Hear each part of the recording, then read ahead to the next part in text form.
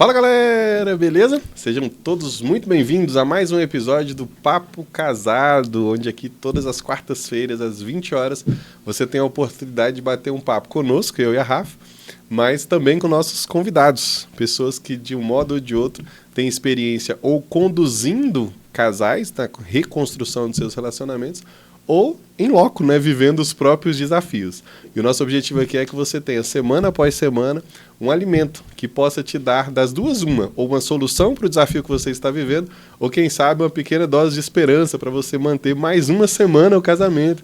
Eita, Haroldo, será que você não está exagerando muito? Não, a gente que acompanha casais sabe que tem pessoas que estão aí segurando a onda, o peso de um relacionamento, estão prestes a desistir. E aí, se a gente puder, para essas pessoas, essa palavra de esperança, uma reflexão que traga ali uma oportunidade de tentar mais uma vez, a gente fica muito feliz. Até porque a gente costuma dizer brincando, né, que um faixa preta é só um faixa branca que nunca desistiu. Então, em certa medida, você pode aplicar esse conceito ao seu próprio casamento. Não é isso, Rafa Capanedo? É isso mesmo. Sejam todos muito bem-vindos a esse Papo Casado. E aqui a gente traz muita informação, muita experiência, muito papo relacionado aos casados. E para você também que não é casado, faz muito sentido, porque aqui a gente traz orientações, traz dicas, traz estratégias. A gente traz papos que vão fazer realmente a diferença para você que é solteiro, pretende casar, que pretende entrar num relacionamento, entrar mais tranquilo nesse relacionamento, e quem já está no relacionamento, melhorar, né? Não há nada tão bom que não possa melhorar. Então, já curte aí, já segue a gente, não deixa de compartilhar com os seus amigos, com os casais que você conhece, para que eles também possam aprender um pouquinho mais do que a gente vai trazer aqui para vocês. Maravilha. E se você já é casado e está nos ouvindo, a gente espera que o que a gente vai trazer aqui seja remédio para você. Agora, se você ainda não é casado, a gente espera que para você seja vacina. Você não vai precisar de passar pelo que nós passamos para viver o que a gente tem de resultado hoje, não é isso? E como faz diferença, viu? Nossa, quem me dera se eu tivesse tomado essa vacina antes, né? Depois de tudo que a gente já viveu, os perrengues, os desafios, amor, no relacionamento. Você tá falando isso na frente do seu marido, amor? Que absurdo!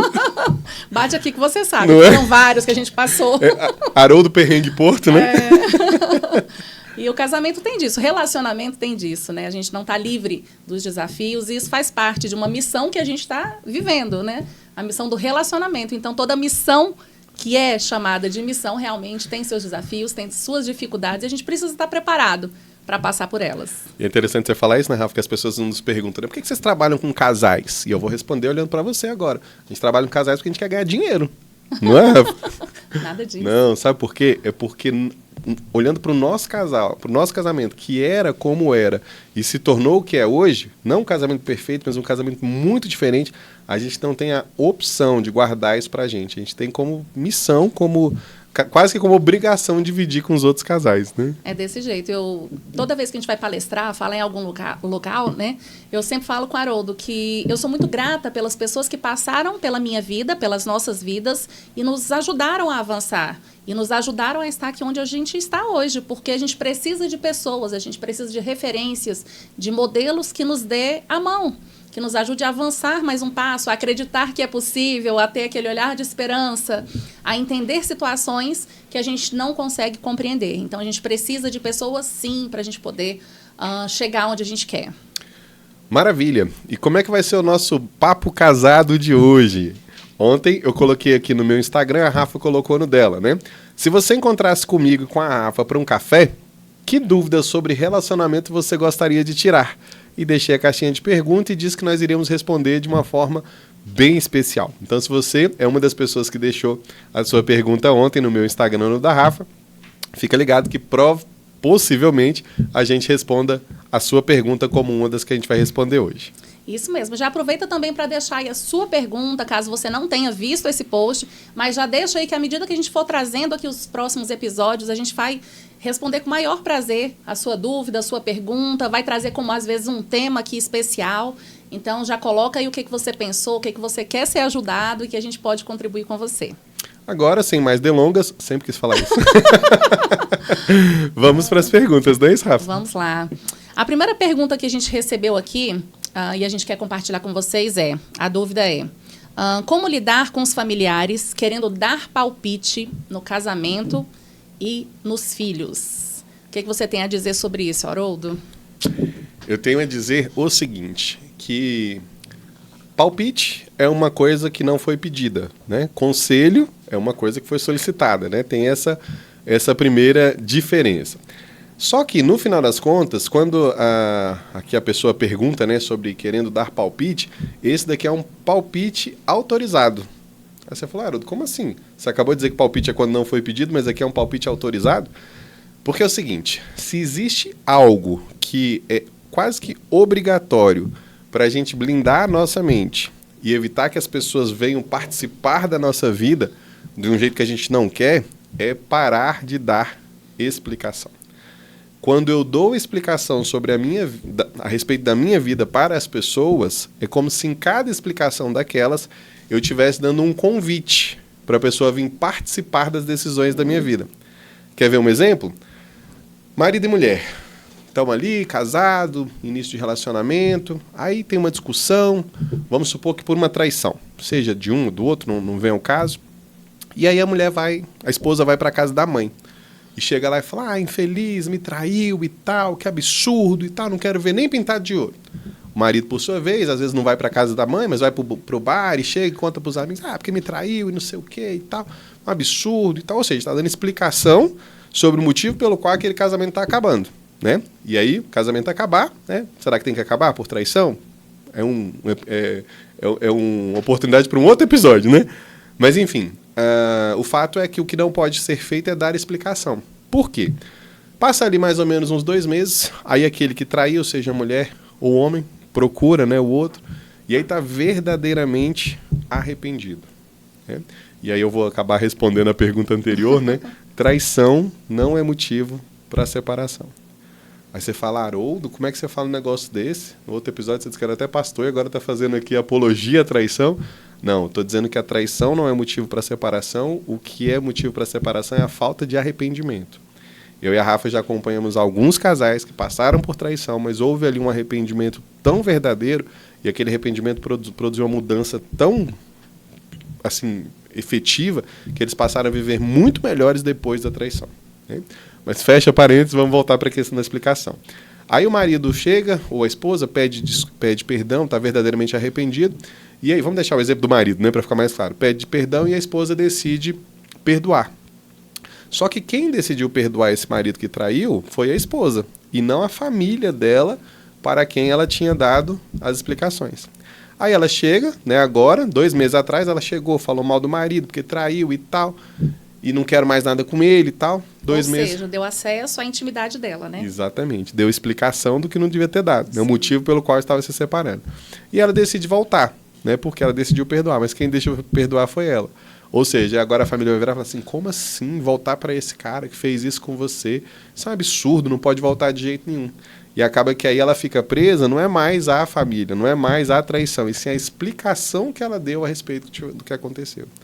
Ou seja, quando a participante pergunta aqui, né, sobre como lidar com os familiares querendo dar palpite no casamento e nos filhos, o primeiro passo é não dar espaço para os palpites, como não dando explicações sobre a sua vida. Isso mesmo, a sua família precisa ser direcionada, ser resolvida dentro da sua casa, como a gente já falou num outro podcast aqui, né, num outro momento. Quando você abre para outros, né, bem aquele caso de você, mulher, né, ir lá e contar tudo para sua amiga, né? E conta e fala de detalhes que estão acontecendo na casa, no relacionamento, com os filhos e tal. Daqui a pouco a amiga te dá um palpite, você acata esse palpite e depois você tá no fundo do poço. E aí, como é que faz? Então você precisa saber o que você diz, para quem você diz, porque palpite todo mundo vai dar. Agora, conselho, você tem que saber de quem você vai ouvir, porque o conselho realmente é aquele que vai te fazer pensar a respeito do que você precisa decidir. Então, tem que ter pessoas de referência para te trazerem esses conselhos. Palpite, infelizmente, são aqueles que você tem que deixar entrar no ouvido e sair pelo outro porque você não pediu. E, principalmente, evitar de recebê-los, porque, infelizmente, prejudica muito, muito mesmo. E evitar de recebê-los não dando explicações, né? Que é um convite para receber palpite, né? Até rimou. E é tão interessante, né, que parece que é uma resposta teórica, né, mas o que eu acho mais bacana assim, Na verdade, quase todos os trabalhos é quando responde com a prática, né? Outro dia eu fui a um dentista, achei incrível, que tudo que eu perguntava, ele, não, aqui, ó, tem um cliente que eu atendi com esse... porque tem um cliente que eu atendi, então é bacana quando a gente traz a prática, né? E aí tem um caso que a gente acompanhou, não sei se você vai lembrar, de uma pessoa que estava sofrendo muito no relacionamento e sempre ia para casa da mãe, das irmãs e ficava ali, porque tá muito ruim, não sei o quê. Aí todo mundo, mas que absurdo, como é que você aceita isso? Separa dessa pessoa, não tem como continuar. E ela foi ouvindo aquilo tantas vezes que se separou, né?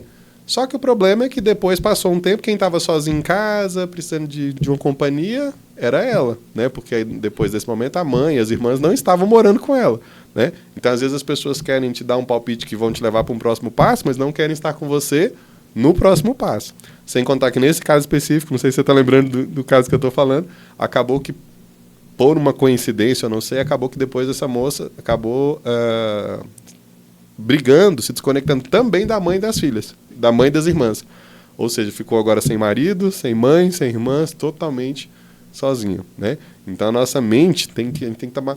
E é engraçado, né? Que a gente tem assim, às vezes um cuidado sobre quem a gente leva para a nossa casa física, né? Quem você deixa entrar na sua casa para tomar um café e tal. Isso né? é tão importante que se a gente parasse para pensar, realmente, meu Deus, assim, ia ter uma lista muito pequena de quem que você realmente pode autorizar a entrar dentro da tua casa. E não é que a gente vai ficar...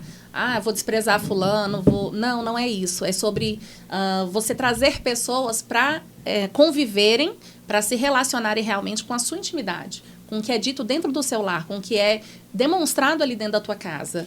Então, você tem que selecionar muito bem essas pessoas, você tem que ter, assim, uma lista de pré-requisitos realmente para você colocar pessoas que possam sentar ali no teu sofá, sentar à tua mesa e compartilhar contigo a tua história de vida. Isso é tão interessante, né? Não era esse o assunto, mas já que a gente está nesse parênteses, né? Hoje fala-se muito em ser intencional. Isso, quando você vai receber pessoas na sua casa, você também tem que ser intencional. Mas é só uma visitinha, de jeito nenhum. Os seus filhos, né? Os seus não, os nossos, né? Mas vou olhar aqui para cá. Os seus filhos vão conhecer mais a respeito de quem você é, olhando para as pessoas com quem você se relaciona, do que baseado no que você diz para ele. Então, imagina o peso das pessoas que você leva para sua casa. Imagina o peso das pessoas que você anda. Então, não é qualquer um que pode ir na sua casa. Por exemplo, Wesley, você quer tomar um café lá em casa um dia? Você aceita? Claro. Que bacana. Então, você podia pegar um cafezinho para mim, né? Para lá a reciprocidade, né? Você pega um para mim que você vai poder ir lá tomar, né? Se você trouxer. Mas aí, só voltando. Mas é isso. Você aceita um café, amor? Aproveitar o embalo, aceitar, né? Até porque você falou de café agora há pouco, porque você colocou aqui pro pessoal das perguntas, né? Se você pudesse sentar para tomar um café com a Rafa Haroldo, que pergunta você faria? E eu pensei na mesma hora, tomara que essa pessoa fique perguntando sem parar, porque eu quero tomar meu café enquanto isso, porque eu sou apaixonada no café. Bom demais. E aí, por que nós estávamos falando sobre quem a gente convida para nossa casa? Porque a nossa mente é a mesma coisa. Quando eu dou explicação para alguém, sobre a minha vida, eu estou convidando a pessoa para morar dentro da minha mente. E se ela está morando dentro da minha mente, qualquer movimento que ela fizer lá, ela vai me ferir, né? Sabe você, mulher, quando você limpa a casa, mas esquece uma janela aberta? É a mesma coisa quando vai uma visita com princípios e valores diferentes do que sua família acredita. Aquela sujeira que aquela pessoa deixou ali, com um certo comentário, com uma fala, com um comportamento inadequado, né, com atitudes ali indesejadas, né, que seus filhos presenciaram. E aí, como é que você faz para limpar toda essa sujeira que a pessoa deixou ali, sabe? Então, você precisa estar muito atento para esses detalhes. Obrigado, Wesley. Wesley. Você faz um café como ninguém, viu? Vamos brindar aqui, né? Brinda nosso café. Nosso papo casado, nosso café casado aqui. Você tem uma coisa que a gente faz junto praticamente todos os dias, é tomar café, né, Rafa? A gente não abre mão desse tempinho. Cafezinho da manhã, bom demais. Rapaz, se eu te falar as horas... De manhã e à tarde. Sempre tem um tempinho ali que a gente tira para alinhar algumas coisinhas, olhar no olho, tomar um cafezinho. É que a gente trabalha em casa, né? Então isso facilita um pouco, né? Então a gente tem toda uma rotina, sabe mais ou menos a hora que cada um está fazendo uma coisa. Hein? Porque alguns casais têm essa dificuldade de parar algumas coisas para ir lá, né, dar uma atenção para... Eu não sei se o áudio do Wesley chega, né? Mas eu vou reproduzir, né? O Wesley é nosso host aqui, nosso colaborador, nosso arquiteto. Eu queria falar um outro nome, arquitetador, mas não dá certo. Mas enfim, né? É o responsável por tudo isso aqui. Mas ele estava perguntando em que horário que a gente toma café, né? Porque é um desafio, né? Casais, cada um com a sua demanda, nós dois trabalhamos, como é que para tomar café, né? E aí isso aqui já dá um gancho para um outro episódio, né? Que a gente tem uma agenda de ouro para os casais, né? Uma agenda que contempla tudo que precisa ter num relacionamento, desde a hora do sexo até a hora do discutir a relação, desde a hora para os filhos até a hora para o namoro. Ah, você já falou de sexo, agora falando de namoro? Não, estou falando de namoro, de você sair para tomar um picolé com a esposa, igual você fazia quando era namorado, né? Mas isso é spoiler aí. É um papo para outro papo casado. Para outro papo casado. Bom demais. Vamos então para a nossa segunda pergunta aqui, que nós selecionamos aqui, separamos para responder vocês. E a pergunta é, trabalhei em ambiente masculino e imputaram a ideia de que filhos atrapalham. Como superar isso? E aqui é interessante, né? Porque, assim, trabalhei num ambiente masculino, imputaram a ideia que filhos atrapalham. Primeiro, atrapalham com o quê, né? A gente precisa de entender isso. Mas, via de regra, o que dá a entender da pergunta é que atrapalha para prosperar na vida, financeiramente, por aí vai, né? Algo que a gente escuta muito, né? A primeira coisa que eu tenho para falar para essa pessoa que perguntou é que ela não trabalhou num ambiente masculino, não trabalhou num ambiente de homens. Ela trabalhou num ambiente de homens fracos. Porque um homem forte, nem por um segundo, trabalha com a hipótese que filho atrapalha. Pelo contrário, nós viemos a essa terra para crescer e multiplicar.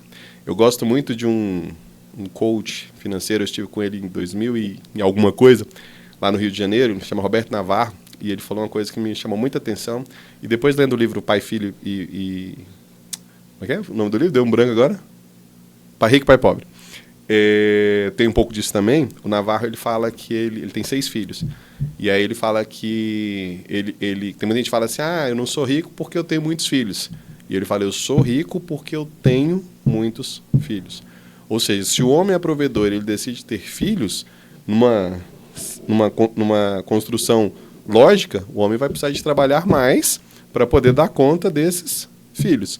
Então, se eu tenho muitos filhos, eu tenho mais motivos para sair de casa e fazer dinheiro.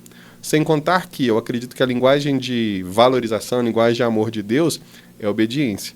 Então, quando ele vê, né, um homem, uma mulher que estão efetivamente obedecendo àquilo para que ele nos fez, né, um dos motivos para o qual ele nos fez, que é crescer e multiplicar, eu acredito que como ele se sente amado, porque nós estamos sendo obedientes a ele, e em contrapartida ele nos faz prosperar.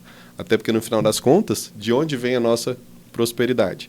A sua, eu não sei, mas a minha, eu sei. Vem do Pai. E é tão interessante, né, que a gente, nesse universo do desenvolvimento humano, do qual eu faço parte, a gente escuta muita coisa que a gente concorda e muita coisa que a gente discorda. E é muito comum as pessoas falarem assim, eu trabalho enquanto os outros dormem. E eu olho para aquilo e falo, meu Deus, o meu lema é, eu descanso enquanto meu pai trabalha. Isso muda tudo. É isso mesmo. E aí deixa uma perguntinha para você, né, para você pensar sobre a pergunta que você fez, né? Será que realmente esses homens aí que estão colocando que filhos atrapalham, será que eles foram filhos que atrapalharam seus pais? Então, se a pessoa acredita nisso, provavelmente ela tenha vivido uma história onde ser filho atrapalhou. Então, é interessante você entender um pouquinho da história dessa pessoa, porque se ela diz isso ou se ela se comporta dessa maneira, algo aconteceu na história dela com que fizesse ela acreditar que isso é uma verdade. E se você está acreditando nessa verdade também, para pensar na tua história, se você foi uma filha que atrapalhou, que você acreditou que atrapalhou seus pais de crescerem em alguma área da vida deles. Porque filhos são bênção, não tem como um filho atrapalhar. Às vezes a gente pode até assim... adiar um pouquinho algumas coisas nas nossas vidas, né, lado profissional e qualquer área da nossa vida, mas filho sempre é bênção, porque no momento que nasce um filho, nasce ele um pai e uma mãe, a gente aprende muito, não é um filho só que a gente vai precisar ensinar, mas é um filho que traz aprendizado pra gente. Então, quanto mais filhos a gente tem, mais aprendizado, mais conhecimento, mais oportunidade a gente tem de ser uma pessoa melhor. Então, filho é bênção. Tava ouvindo você falar aí, amor, tava pensando, né? A gente podia ir pra casa hoje fazer mais um, né? Pois é. Já que a gente só tem 3, A né? gente encerrou rápido, Tô achando né? que a gente tá pouco abençoado. Mas a gente já vai ser vô, vai com calma aí, que a Tá gente já tá certo. chegando numa outra fase. Bom demais. É tão interessante, né? A gente trabalha com mentorias e tem uma série de pessoas, do ponto de vista da carreira, em algo que eu faço, do ponto de vista de casais que a gente faz, que a gente mentoria uma série de pessoas. Mas o tanto que é importante, né, Rafa, assim, a gente ter pessoas que já vivenciaram aquilo que a gente ainda não vivenciou. Recentemente, eu tenho me aproximado de 2 mentores novos. Um deles é o Júlio, meu vizinho, né? Depois vou marcar ele aqui para ele ver. E segundo é a Elda, minha irmã. Por quê? Porque ambos foram avós há pouco tempo e eles falam sobre essa questão de neto, de ser avô, de uma forma tão linda, tão maravilhosa, que eu quero estar com essas pessoas, que já estão formando o avô que eu vou ser. Né? Ou seja, o quanto que é importante a gente se relacionar com as pessoas certas. Né? E olha só, eu te respondi uma coisa aí, né? Que a gente já encerrou nossa fase de ter filhos, mas olha só que interessante você pensar. Olha só que interessante você pensar isso. Nós tivemos 3 filhas biológicas ali, nossos, né? Geramos 3 filhos. Só que a gente gerou muito mais filhos, né? Por onde a gente passou. Por quê? Porque filho não é só aquele que sai de nós, mas é aquele que passa por nós. Então, tem pessoas que a gente considera como filhos, tem pessoas que nos consideram como pai, como mãe, e é isso, né? Às vezes você não tem seu filho ainda, ou você já tem os seus e já encerrou também como nós, mas há pessoas aí que vão precisar, que estão precisando desse suporte de um pai, de uma mãe, de alguém que possa ser referência para essas pessoas. E a gente tem vários filhos aí espalhados pelo mundo, né, amor? É. E é bacana que eu tenho 44 anos, mas eu tenho uns filhos com 50, acho eles tão bonitinhos. É muito bacana, né? E essa perspectiva, né, de filhos físicos, né, orgânicos, né? Mas também filhos emocionais, filhos espirituais, né? De pessoas que você ajuda a nascer, do ponto de vista emocional, do ponto de vista espiritual. Nascer, né? Ou renascer, né? Nascer ou renascer. É muito bom quando a gente renasce. A gente tem a oportunidade de construir, né? De escrever uma nova história. Vamos lá, então. Seguindo aqui as nossas perguntas, a próxima é: como alinhar a comunicação de forma clara e verdadeira? Comunicação é algo que pesa bastante nos relacionamentos, né? Que a gente acompanha. Tem muito casal que trava ali no momento da comunicação. O que você tem para dizer para a gente, Haroldo, a respeito? Então, com o tempo... É só uma pincelada, né? Aqui não dá para abordar tudo. Vamos nos comunicando aqui, né, Rafa, para a gente construir essa resposta, né? Bom, tem tanta coisa a respeito de comunicação e a gente gosta muito de trabalhar com princípios, né? E o primeiro deles é, nesse contexto, né? A boca fala do que o coração está cheio. Então, assim, eu só vou conseguir ter uma comunicação clara e verdadeira quando eu trabalhar primeiro o que eu tenho no meu coração em relação à pessoa que está na minha frente. Né? Por exemplo, se eu chegasse para você e perguntasse por que você se casou e ficasse caladinho, será que já teria saído a resposta ou será que você teria que pensar um pouco? Ou seja, quando eu tenho um porquê claro, tem uma frase do Viktor Frankl que eu gosto muito que diz que quem tem um porquê enfrenta qualquer como. Né? E eu gosto muito de uma metáfora que é mais ou menos assim, aquelas balanças de verdura na feira, lembra? De um lado tem o desafio que você está passando, e do outro, no seu casamento, por exemplo, né? E do outro tem o seu porquê. O que acontece? Se eu tenho um porquê que não está claro, que não está consistente, ele não vai pesar. Né? E se ele não pesa, o que acontece? Os desafios, os problemas vão ficar bem pesados, certo? E vão deixar a sua vida pesada. Agora, se eu tenho um porquê claro, por que eu me casei, quais são os objetivos de estar formando uma família, isso vai pesar de uma forma tão grande que os mesmos desafios vão se tornar leves. Não digo que eles não vão interferir, mas eles vão se tornar leves. Então, a comunicação é a exteriorização de algo que já está dentro de mim. Infelizmente, às vezes, o casal se comunica para tentar fazer o quê? Ferir, para tentar se vingar, para tentar, de algum modo, retalhar algum sentimento que não está bem alinhado dentro do coração. Né? E aí algo importante para a gente ressaltar aqui, que tem a comunicação, né, a verbal e a não verbal, porque às vezes a gente se comunica muito mais com a não verbal, né, que é aquela cara feia, emburrado, é o bico, né, tá sempre de bico ali, de braços cruzados e tá comunicando algo pro cônjuge. Você tá falando, de certa forma. Então, assim, você precisa realmente primeiro se examinar, se observar. Qual é a comunicação que eu estou estabelecendo, o que é que o outro está entendendo do que eu estou falando, ou do que eu estou deixando de falar, ou de como eu estou me comportando. Então, quando você para observar você consegue reajustar tudo isso para entregar uma comunicação clara e verdadeira, e aí, com certeza, você vai receber isso de volta. Mas enquanto você não ajusta o seu, o outro também acaba te entregando algo mais ou menos parecido. Tem uns 15 anos a gente foi para Fortaleza e a gente foi na casa de uma tia sua, tia da sua mãe, na verdade, né? E eu vou até citar o nome, que já que é para honrar, né? Quando você conta um exemplo que não é positivo, você não cita o nome, né? Mas é Nancy, né? Lembra? Sim. Da tia Nancy? Achei tão interessante. O marido dela tinha falecido e eu conversando com ela, eu sempre gostei de conversar com gente mais experiente, né? Mais vivida, porque você aprende muito, né? E hoje o que para mim é claro, na época foi uma grande ruptura. Que ela virou e falou assim, engraçado, eu nunca entendi esse negócio de ficar discutindo com o marido. Não casou para formar uma família, não casou para dar certo, agora eu vou passar o tempo todo, em vez de querer fazer o que eu me casei, que é construir uma família e tal, ficar discutindo com outro. Naquela hora ela terminou de falar, acho que foi pegar uma água, um café, eu fiquei assim. Sabe quando a tela azul assim? Mas por quê? Porque para mim aquilo era uma novidade, né? E o quanto que isso faz sentido? Aí, talvez quem esteja nos ouvindo para falar, então não é para discutir a relação? Não estou falando isso. Só estou falando que tem algumas armadilhas, né? Primeiro, o que tem dentro do meu coração? Porque é isso que vai sair por meio das minhas palavras. Então, eu vou ter uma comunicação clara e efetiva, mas se a minha intenção é ferir, eu vou fazer o quê? Ferir de forma clara e efetiva. Se a minha intenção é magoar, eu vou magoar de forma clara e efetiva. Então, ajustei o que tem dentro do meu coração, qual é o meu porquê estar com essa pessoa, a minha comunicação já vai naturalmente mudar. Uma outra coisa interessante é o seguinte, eu e a Rafa, a gente tem perfis diferentes, né? E quando eu casei, eu sempre acreditei que toda mulher gostava de discutir a relação. E aí, eu me lembro da minha mãe falar isso, minhas irmãs e tal, né? E aí eu acreditei naquilo. E eu casei, a gente começou a ter problemas. E aí eu ia conversar com a Rafa, e a Rafa virava assim, ixi, lá vem você com esse negócio de ficar discutindo a relação, que coisa de mulherzinha. Mas essa Rafa, hein? Vamos falar dessa Rafa. Ou melhor, aquela Rafa, né? É.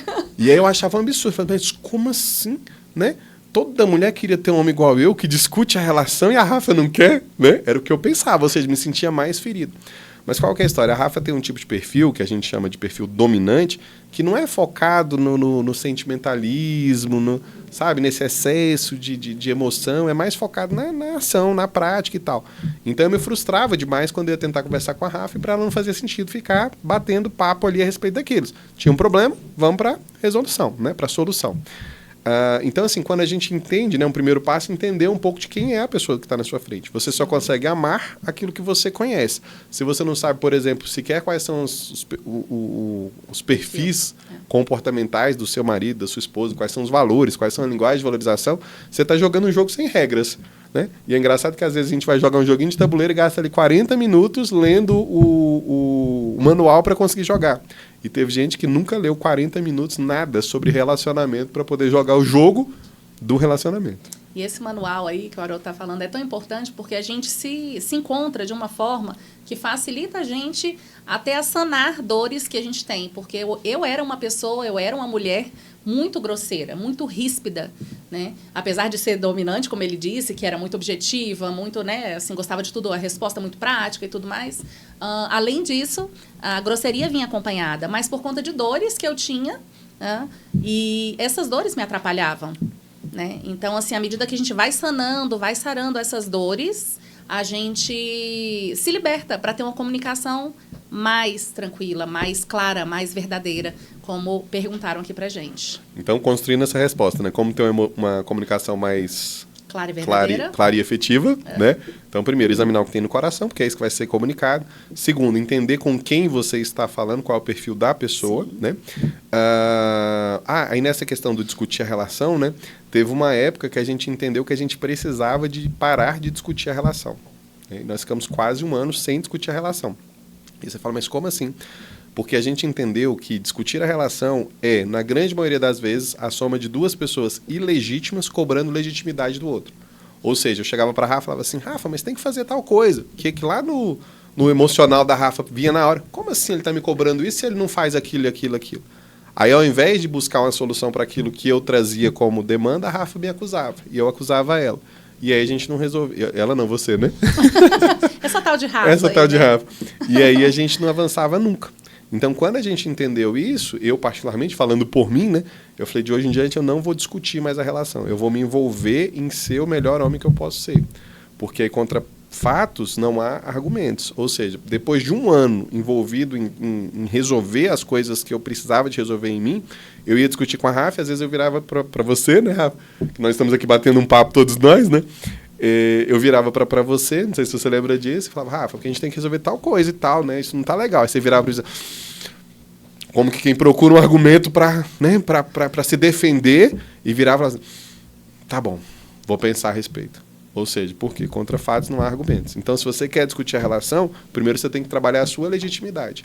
Porque senão discutir a relação vai ser por 5, 10, 20, 30, 40, 50 anos no relacionamento, a soma de duas pessoas ilegítimas cobrando legitimidade do outro. Eita, que esse papo tá esquentando, viu? Se eu fosse você, não perdi a oportunidade de compartilhar aí com outras pessoas, para que outras pessoas também possam viver, ouvir essas histórias aqui que a gente está compartilhando, está vivenciando com vocês, está trazendo aqui à tona, né, histórias nossas, histórias de experiências de casais que a gente acompanha e tem acompanhado por aí. E aproveita aí, compartilha. Não deixa de compartilhar, não, porque com certeza alguma frase, alguma chave, algo aqui vai ajudar alguém a entender um pouquinho mais do seu relacionamento. E olha que bacana, né? Que a gente falou sobre perfil comportamental, dava para ter um episódio Só ou disso. mais só sobre perfil comportamental, a gente pode fazer isso na frente. Inclusive, se faz sentido para você, comenta aqui, deixa comentário. Poxa, eu quero um episódio sobre... O que é isso? Como é que funciona? Sobre perfil comportamental. Até porque aqui, já que é um papo casado, a gente quer bater papo, eu e a Rafa e eu. A gente quer bater papo com os convidados que a gente vai trazer, e vão ser inúmeros, mas a gente quer bater papo com você também, toda semana. Daí como é que a gente vai ser esse bate-papo? Você vai comentando aí e a gente vai construindo os próximos episódios juntos, né? Juntos com você. Até porque o que a gente quer falar aqui é o que vai fazer sentido para você, né? Então, se você trouxer essa contribuição, com certeza os papos casados vão ficar cada dia melhores. Perfeito. E por que eu estou falando isso? Porque além de um episódio só sobre perfil comportamental, ou vários, né? A gente poderia fazer um só sobre técnicas de comunicação. Porque aqui nós estamos falando sobre princípios, né? Mas existe uma série de técnicas Tem que gente ali ficando feliz, viu?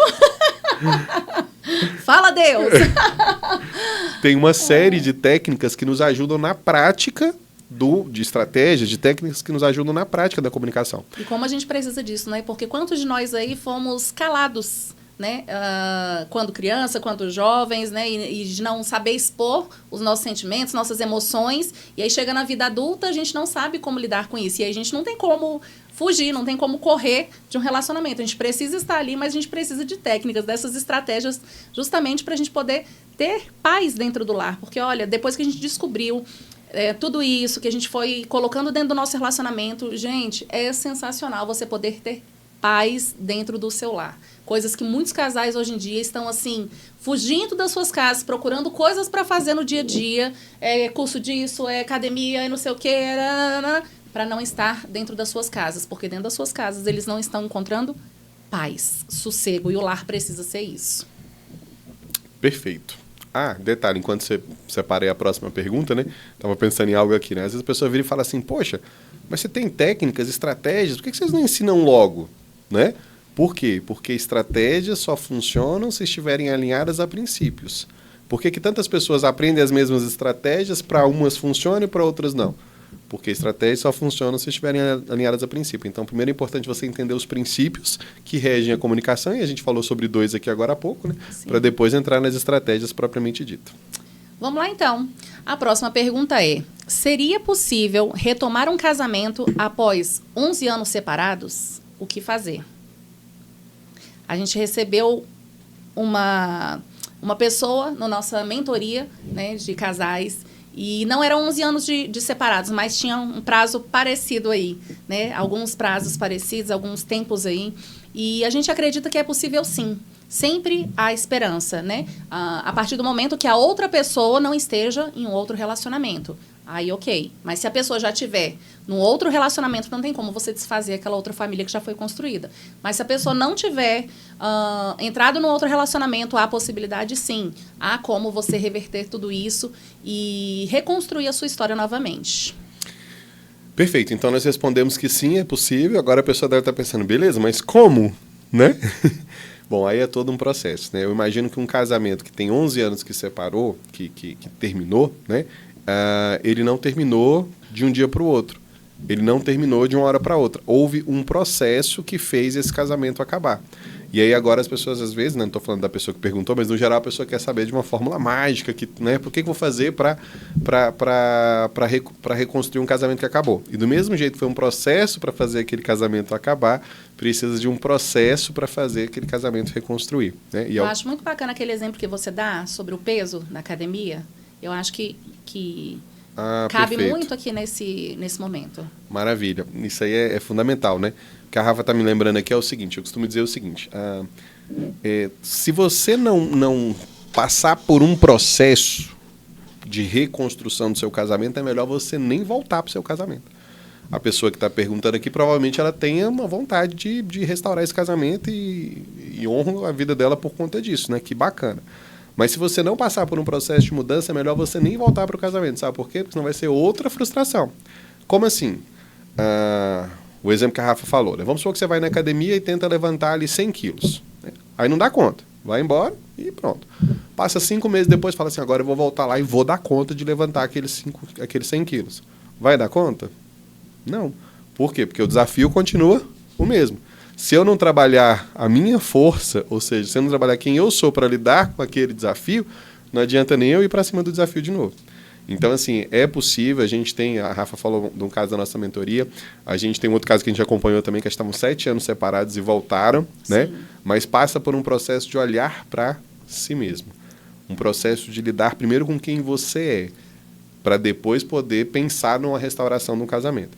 O problema é que a pessoa geralmente pensa no quê? Não, mas não adianta eu olhar para mim se a outra pessoa não vai olhar para ele, né? E aí o que acontece? Se você não olhar para você, você não vai dar certo com o seu ex, nem com o seu atual e nem com o seu próximo. Porque todo casamento que dá certo começa quando a pessoa decide olhar não para o outro, mas para si mesma.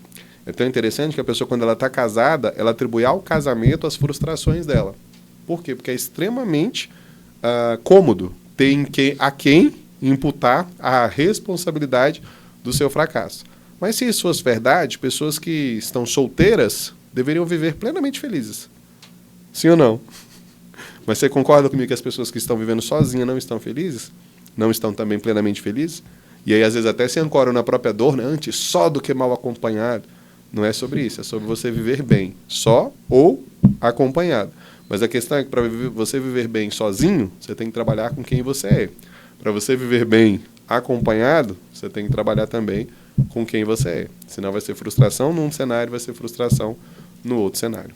Ou seja, né, você precisa desenvolver músculos para você continuar vivendo a sua vida de uma forma mais leve, mais saudável, emocionalmente falando, né?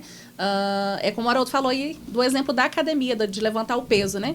Se você saiu de um relacionamento e se separou, né, e está nessa vida, e os problemas que você teve no relacionamento, você só fez uma pausa, o seu músculo atrofiou, está parado. Não tem como você voltar a malhar novamente e de um dia para o outro, né, você está naquele gás de novo, seu músculo está ali todo fortalecido. Não é assim. Você vai precisar ir desenvolvendo, vai precisar ir desmanchando, vai precisar ir reconstruindo esse músculo novamente. Então, tudo aquilo que ficou parado por conta de um problema, de vários problemas ali que aconteceram no relacionamento, precisam ir sendo resolvidos até que você esteja apta novamente a estar dentro do relacionamento e começar a enfrentar os desafios que vão surgir normalmente, né, do dia a dia.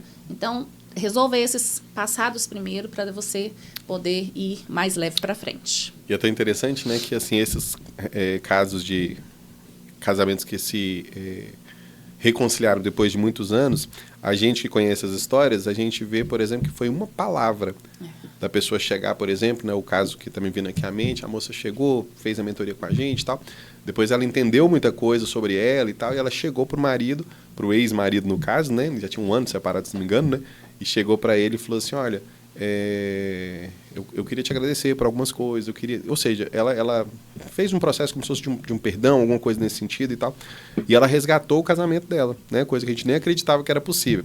Aí você vira e fala, então é só ir lá e resgatar o processo, né, pedir perdão? Não. Por quê? Porque o pedir perdão foi fruto de um processo que ela vivenciou. Porque senão vira aquele perdão mecânico, né? E aí tem muita gente que fala assim, eu já perdoei, aí fecha a boca, né? Mas por dentro tá aqui, já perdoei aquele infeliz. Ou seja, o que tem dentro do seu coração? Perdão não é sobre o que você fala, é sobre o que você sente, né? E aí o perdão também, né, para ser efetivo, ele tem que ser precedido do arrependimento, né? Lembra que eu falei que a traição não leva ninguém, não é motivo para terminar um casamento, mas a falta de arrependimento, sim. Se a gente for ampliar isso, né, a gente pode olhar até do ponto de vista espiritual, né? O pecado não leva as pessoas para o inferno, mas a falta de arrependimento, sim, né? E eu não consigo me arrepender do que meu ex-marido fez, eu consigo me arrepender do que eu fiz. Então, se eu tiver um arrependimento verdadeiro dentro de mim, né, e isso acontece dentro de um processo, né, pode ser que eu tenha condição de restaurar um casamento que, aos olhos dos outros, é impossível de restaurar. E algo que a gente fala muito na nossa mentoria de casais é sobre isso. É possível, sim, restaurar o seu relacionamento. Não, lógico, tem detalhes, tem casos ali que a gente precisa estar de olho aberto, como eu falei, né? Se a outra pessoa já está em outro relacionamento, né, não tem como a gente desfazer uma outra família, mas há possibilidades.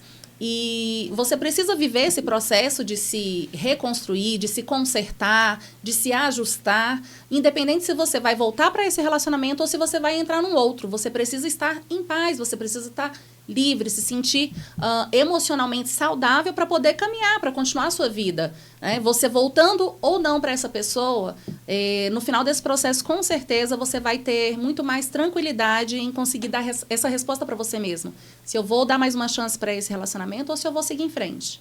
Então, é um momento ali que te traz essa tranquilidade. E é até interessante, né? As pessoas às vezes acham que assim, para um casamento dar certo, os dois têm que estar em sintonia e é uma construção em conjunto. Isso não é mentira.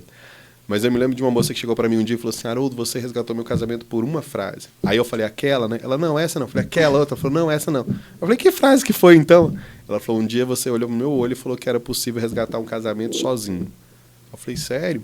E eu não sei se você lembrava, mas quando a gente estava chegando hoje aqui, a gente estava comentando de uma pessoa que foi casada 4 vezes, né? E se separou das 4, e depois se casou com a 5ª, né? E aí, quando foi se casar, a família dessa 5ª chegou e falou assim, nossa, mas você vai se casar com uma pessoa que já foi divorciada 4 vezes, vai acontecer de novo. E ela virou e falou assim, ela foi casada, essa pessoa foi casada por 4 vezes e não deu certo. Mas comigo é a primeira vez que ele vai casar e vai ser a última. Ou seja, o quanto que a postura de um muda todo o contexto do casamento, né? Sensacional. Vamos lá, então, seguir com mais uma perguntinha aqui. Como ajudar o meu esposo a compreender que precisamos servir a Deus de forma intencional? Como é que a gente pode fazer isso, né? E aí eu vou falar sobre mim aqui, né? Já que é uma mulher perguntando como ajudar o esposo a servir a Deus de forma intencional. Como que você vai ajudar? Você vivendo de forma intencional. Não tem como a gente só cobrar do outro, querer que o outro faça, querer que o outro viva, sem a gente ser esse exemplo, sem a gente ser esse modelo. Então, quanto mais a gente quanto mais a gente serve, quanto mais a gente tem excelência nesse amar e servir a Deus, mais o outro vê, mais o outro sente, mais o outro percebe. E isso faz com que ele queira também viver isso. Então, vai depender de como você se comporta, de como você mostra o amor que Deus tem por você e que você vai ter pelo outro. Então, é você ser intencional. Você, com certeza, sendo a melhor esposa, a melhor serva, a melhor mãe, a melhor esposa, você terá ali ao lado, aos poucos, respeitando o processo de cada um, mas terá essa pessoa ali, aos poucos, também se achegando. Perfeito. E aqui é interessante que dá para a gente dar 2 caminhos também bem práticos, né? Eu me lembro que lá em casa tem uns 5 anos que a gente proibiu uma pergunta. E a pergunta que a gente proibiu no domingo é: hoje nós vamos na igreja? A gente proibiu essa pergunta, lembra, Rafa? Por quê? Porque quem pergunta isso, a primeira coisa que ele quer é que o outro fale, não sei o quê. Por quê? Porque aí dentro eu falo, eu até queria, mas fulano não vai. Né? Ou seja, é uma pergunta que não se faz mais lá em casa. Por quê? Porque a gente tem a consciência de que o nosso casamento, a gente aprendeu um monte de coisa sobre técnica comportamental, emocional, e ressignificar, e perdão e tal, uma série de coisas, mas a gente tem plena e total consciência de que o nosso casamento é sustentado por Deus. Então é algo que a gente não negocia. Né? Ninguém lá em casa pode perguntar se domingo, né, no domingo, perguntar hoje a gente vai à igreja. Por quê? Porque isso é inegociável. Né? Justamente. Essa pergunta aí pra gente foi chave que nós viramos, né?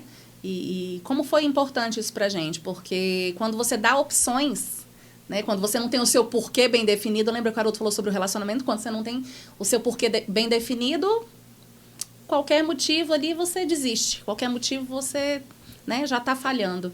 E ali não, a gente estabeleceu nesse lado espiritual. Não tem, né, como dizer não. A gente vai e ponto.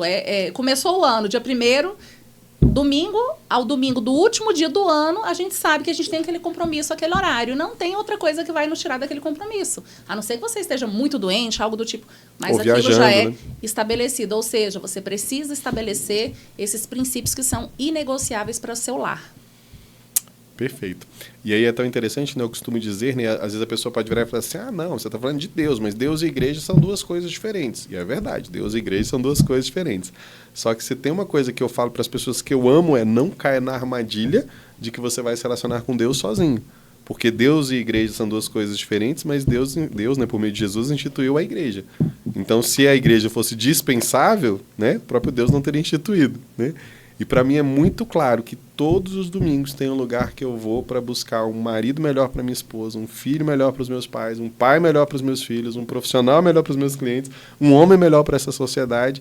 E esse lugar é a igreja. Até porque todos nós precisamos de um líder para nos submeter, para obedecer, e uma igreja para pertencer. Todos nós precisamos. E esse negócio de falar em se submeter, tem gente que já... né? Vou mudar de canal agora, não vou ficar ouvindo não história essa de submeter, né? E é tão interessante, né? Eu me lembro que uma vez a gente estava em Caldas Novas, a gente está gravando esse podcast em Brasília, e Brasília, todo feriadozinho que a gente vai para Caldas Novas, descansar um pouquinho e tal, né? E aí eu e a Rafa, a gente se casou, eu tinha 18, ela tinha 14, e aí um dia a gente estava em Caldas Novas fazendo compras, e a Rafa já tinha 30 e a Nicole já tinha 15, nossa filha mais velha, né? E aí a vendedora, você lembra disso? A vendedora chegou e falou, nossa, que legal, né? Sua filha, né? Nossa, mas que moça, você foi mãe com quantos anos, tá, né? Aí tava a Clarinha, né? Não sei se tinha Elô já, acho que não. E aí ela olhou pra mim, né? Tipo assim, mas ele é o pai, sim, né? Uhum. Aí você falou, a gente tá junto há tantos anos. Ela falou, nossa, que legal, e deu certo, né? Vocês casaram tão novos, que legal. E a mulher virando sua fã, né? De repente ela virou e falou assim, nossa, mas como é que você... Qual que é o segredo para o casamento dar certo desse jeito? Aí você falou assim, submissão. Lembra? Essa moça olhou para você assim na hora e já começou a se afastar, como se não queria nem conversar mais. Por quê? Porque a palavra se submeter é uma palavra que culturalmente ela é muito mal vista. Mas ela é a chave de muitos caminhos que a gente precisa de abrir. A própria Bíblia fala, né, que a gente precisa se submeter uns aos outros, né? E aí, por que eu estou falando isso, né? A Rafa falando que todos nós precisamos de um líder para se submeter, né? Eu acho tão interessante que a gente quer ensinar sobre a autoridade para os nossos filhos, né? Todo pai, toda mãe quer ensinar sobre a autoridade. Afinal, a gente quer que os nossos filhos cresçam e se submetam às autoridades. Mas o problema é que a gente tenta ensinar sobre a autoridade para os nossos filhos mandando neles, né? E querendo que eles simplesmente obedeçam. Só que pais oferecem modelos. Não é sobre o que o pai fala, é sobre o que o pai faz. Então, quando eu falo para o meu filho que ele tem que ser obediente, bacana, ele começa a entender mais ou menos aquilo. Mas vai ser efetivo o aprendizado sobre obediência, sobre submissão, quando os seus filhos te virem se submeter a alguém. Lá em casa é muito interessante. Às vezes as meninas trazem um questionamento e tal, e eu como pai, né, cabeça do lar, eu podia muito bem virar e falar, filho, é assim, assim, assim, e boa parte das vezes eu respondo, né? Mas às vezes, diante de uma dúvida, eu aproveito aquilo ali como oportunidade e falo assim, filha, não sei, não tenho certeza, mas eu vou conversar com o meu mentor, eu vou conversar com o meu discipulador. Por que disso? Porque naquele momento eu estou oferecendo para elas um modelo de um pai que é autoridade dentro da casa, mas que também se submete a uma outra autoridade. Afinal, só tem autoridade quem se submete à autoridade. Senão vai ser uma percepção, uma perspectiva equivocada de poder que você está tentando desenvolver com seus filhos. Agora deu para entender aí, né, a questão que a gente fala de entender os princípios, né, para poder encaixar as estratégias, encaixar aí as outras questões, né? Se a gente quer viver promessas, a gente precisa cumprir princípios. Não há como a gente querer ser como aquele casal, como aquela família, se a gente não cumprir com as regras, com os princípios que aquele casal segue, que aquele casal cumpre dentro da tua casa. Então, a gente precisa, sim, cumprir princípios para acessar as promessas. E tem muitas esperando por você, por uma decisão, por uma atitude que você está aí aguardando, às vezes, o seu marido ou a sua esposa tomar, sendo que, no caso, é você que precisa se posicionar para que isso aconteça. E olha que massa, né? Isso que você está falando é tão interessante, né? Que tem gente que fala assim, nossa, que legal, o casamento deles deu certo, como se fosse uma exceção. Mas existe uma promessa de Deus sobre a família, né? Os casamentos foram feitos para dar certo. Só que se você quer acessar essa promessa, você tem que cumprir princípios, né? Não dá para você querer fazer fora dos princípios pré-estabelecidos, né? E aí, quando a gente descobre esses princípios, né, Rafa, a gente olha para o nosso passado e fala assim, nossa, se eu soubesse que o caminho era esse, tinha ficado tão mais fácil, né? A gente não precisava ter sofrido tanto querendo fazer do meu jeito. Por quê? Porque eu queria fazer do meu jeito, não é? E você queria fazer do meu jeito, não era? De jeito nenhum. Você queria fazer do seu jeito, né? E qual jeito que era certo? Olha a gente só... sempre acha que o nosso braço é o mais forte, né? Mas engraçado, uma coisa que está me ocorrendo aqui agora, né? Eu fico pensando, se o nosso casamento tivesse sido do início até hoje, exatamente como eu queria, meu Deus, aonde nós estaríamos agora? E se fosse do meu jeito? Eita! Que percepção equivocada de relacionamento que eu tinha, e pelo que você está falando, e você também, e o mais importante, né, que percepção equivocada de casamento que a gente estaria dando para as nossas filhas. Né? Se a gente estivesse junto ainda, né? Porque se provavelmente, se a gente tivesse feito isso, a gente não estaria junto. Uhum. Mas, com certeza. Junto talvez a gente estivesse, né? Porque você é louca de amor por mim, né? Não vou mentir. Não tô aqui para mentir, então. Outro dia a gente estava ministrando na igreja, não sei se você lembra, eu falei assim, você tá pronto para morrer, né? O pessoal olhou assim, a Rafa virou, foi a única que falou assim, eu tô. Aí eu brinquei, né? Eu falei, você tá pronta para morrer, não tá pronta para eu morrer, né? Não, eu vou com você. Mas engraçado, né? A pessoa que tá nos ouvindo pode virar e falar assim, então é fácil, eles estão juntos porque se ama. Hoje você não quer que eu morra, mas quanto você já torceu para eu morrer no passado? Oh, Jesus, queria matar às vezes, né? Não só queria que morresse, mas queria matar. De tanta raiva que a gente passava, de tanta chateação, né? Mas já fiz planos, né? Já elaborei aí. Você tá falando em morrer, eu vou pedir outro café pro Wesley, né? Eu tô brincando, Wesley. Mas graças a Deus tudo isso foi passando. Só pra interromper, não vai que lembra. Né? Hoje a gente quer dar só umas matadinhas de leve assim, mas rapidinho passa também. Esse negócio de matadinha de leve é um perigo, né? Porque eu não sei se você sabe, mas orgasmo em francês, ela é petit mort. Não sei se a pronúncia é essa, mas pode ser assim também. É o que seria assim, uma pequena morte, né? A gente mata de algumas outras formas também. Tem hora que dá vontade de dar uma mordidinha, né? Ai. Vamos lá, então, continuar aqui. Nós temos mais uma pergunta que... E esta vai ser a última pergunta de hoje. A gente pede desculpa para os demais que a gente não conseguiu responder, mas é porque a Rafa fala... Eu sou muito objetivo, muito rápido, mas ela fica conversando aqui, né? Eu acho que as pessoas já perceberam isso. Já entenderam um pouquinho do perfil comportamental de nós dois aqui. Deu para entender. E a última pergunta, então, como diz o Haroldo aqui, vamos ver se ele vai conseguir responder como a última, né? Essa vai ser o objetivo, vou responder sim ou não. E a pessoa diz, sou divorciada e tenho 2 filhas. Casei novamente. Quem é a minha prioridade? Filhos ou marido? E aí? O que você palpitaria na vida dessa pessoa? Porque a gente tem palpites prontinhos para falar, fulano, é isso, vai lá e faz assim, não, é isso aqui. Mas será que você já parou para entender a história dessa pessoa? E o que realmente tem de princípio aí por trás de um casamento, de um relacionamento, de uma família, está se estabelecendo? Então, você tem que pensar muito também, não só em não ouvir os palpites, mas também em dar palpites. Sabe? A gente, às vezes, dá palpites para as outras pessoas, mas a gente não pesa o quanto que aquele palpite pode, sim, chegar numa decisão e pode acabar com uma família. Então, você precisa repensar um pouquinho. Mas vamos lá. Quem é a minha prioridade? Filhos ou marido? A sua prioridade sou eu. Sem querer, eu já respondi, né? Mas vamos lá, vamos responder com um princípio, né? A gente precisa de aprender a investir naquele que vai estar conosco quando todos se forem. Então, a prioridade sempre é o marido, a prioridade sempre é a esposa.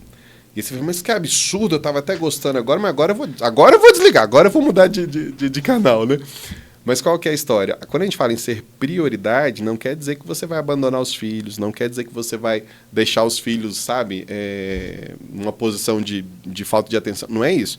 Mas a prioridade tem que ser o marido. Por quê?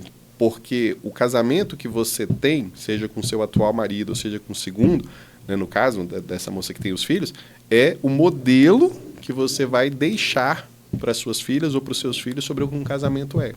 Então, se você está casada com o segundo marido e não está priorizando esse marido, né, está priorizando os filhos, o que acontece? Existe uma grande chance desse casamento não dar certo, e aí é um outro problema para os filhos. Imagina, já passaram por uma separação, passa por outra, e existe uma grande possibilidade, uma grande probabilidade desse tipo de comportamento fazer com que não só o seu casamento atual não dê certo, mas também o casamento que as suas filhas ou seus filhos vão ter lá na frente. E é tão interessante que... se a gente for mudar agora a perspectiva, olhar para nós como filhos, por exemplo, dentro de um contexto que somos já adultos, saímos de casa. O que a gente mais quer? Chegar na casa dos nossos pais e vê-los como? Bem, felizes, satisfeitos, ficando felizes quando nós, filhos, vamos visitá-los, mas sabendo também que quando nós saímos de lá, eles estão bem. Eles estão, entre aspas, se bastando, né? Que nós, os filhos, somos um extra, um plus, uma alegria a mais, mas que eles são alegres uns com os outros. Eu e a Rafa, a gente ama nossos filhos, mas a gente também está na contagem regressiva para tudo casar, né? Ih, vai demorar, hein? Ó a contagem regressiva. Não é, mas já casou, né? Agora falta só a gente vai aproveitando à medida que uma vai casando, a outra vai casando. Então, por mais que possa parecer contraproducente do ponto de vista social, né? Priorizar o marido, do ponto de vista emocional, tem que priorizar o marido ou a esposa. E aí a questão é sua, né? Se você quer ter uma vida... a decisão é sua, né? Se você quer ter uma vida socialmente bem-sucedida, bacana. Não cumpre o princípio, mas como é que a nossa sociedade está? Você quer estar como a grande maioria das mulheres ou homens estão hoje? Ou você quer ser alguém fora da curva, né? Um outlier, né? Ou seja, eu particularmente prefiro remar contra a maré, cumprir princípios e não ter uma vida socialmente bem-sucedida, mas uma vida emocional e espiritualmente bem-sucedida, porque eu tenho certeza que é isso que vai trazer paz para o meu coração. E olha como é que é bacana a gente entender as pessoas, né? Ele disse que ia responder com sim ou não. E ele trouxe o sim ou não dele, na forma dele, do jeito dele, na personalidade dele, com as características dele. É por isso que é importante a gente conhecer com quem que a gente vai dividir a vida, quem é essa pessoa, como que ela é, né? Como o Haroldo diz, entender o perfil comportamental, linguagem de valorização, detalhes que fazem a gente compreender o outro e não criticar o outro, não julgar o outro e tentar amar o outro cada vez mais. Lógico que, para mim, a resposta seria sim ou não, rapidinho, prática, objetiva, mas respeitando aqui o meu marido, ele traz a resposta da forma dele e eu estou aqui em paz, tranquila, porque a gente precisa se respeitar, mas respeitar o outro também. Maravilha! E se tudo isso que a gente falou de algum modo fez sentido para você, a gente está aqui na próxima semana, a gente aguarda você, mas antes disso, nada do que você recebe, nada do que Deus te dá é para ficar só com você. Então, pega o link desse episódio, manda para alguém que você acredita que pode ser abençoado, curte, compartilha, se inscreve no canal, aquele caminho todo que você já conhece. E se mais do que isso você sentir que precisa de mais ajuda, está passando por uma situação pontual, que seu casamento está em risco, a gente vai deixar também aqui na descrição desse vídeo o link da nossa mentoria de casais, né? Tem até alguém que perguntou aqui, a mentoria ela pode ser feita... Rapidinho que bloqueou aqui. Na mentoria de casal, o atendimento é em conjunto ou separado? O atendimento ele é separado, tá? Você pode até fazer junto com seu marido, mas no geral é feito individual. Sabe por quê? Porque ninguém vem junto, né, Rafa?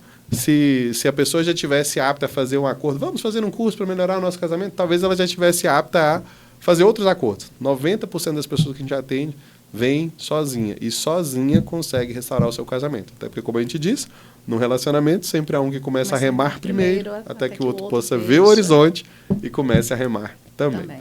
Beleza? Fica com Deus, a gente se vê na próxima quarta-feira, às 20 horas, nesse mesmo canal. Tchau, tchau.